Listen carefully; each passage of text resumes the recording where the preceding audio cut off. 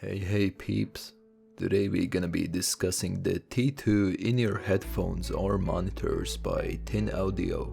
You can pick them up on Amazon for around $50. There's also a pro version in case you were wondering. So where do we start? Probably with the literal bookcase, which is used as part of the packaging. Extremely slick.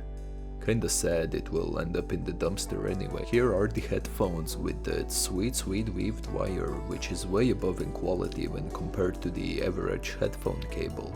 The default ear tips are these foam ones, which are more particularly grippy when it comes to staying in your ear canals.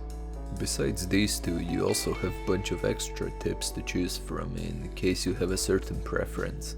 Though I have to say the OG blue ones will result in a more of a muted bass when it comes to the sound, but I'm not stating that as a bad thing. Again, it depends on preference and your reason for using the headphones in the first place. So what are the headphones like? They good, dude. For $50 this is as good as it's gonna get. They don't come with a lot of bass or treble, instead focusing on these small, delicate details in instruments and vocals. So all the bass heads, you better find a different place to gather, this one ain't for you. So what about the negatives? Well, separating headphone from the cable has to be done with care because the joint part is rather fragile.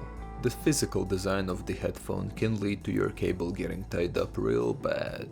But there's a plastic bead that negates the whole issue, so why am I bringing this up? So like I said in the beginning, you can pick them up on Amazon for $50. I recommend them. Together with other people it seems. And that will be it from me. Until next time.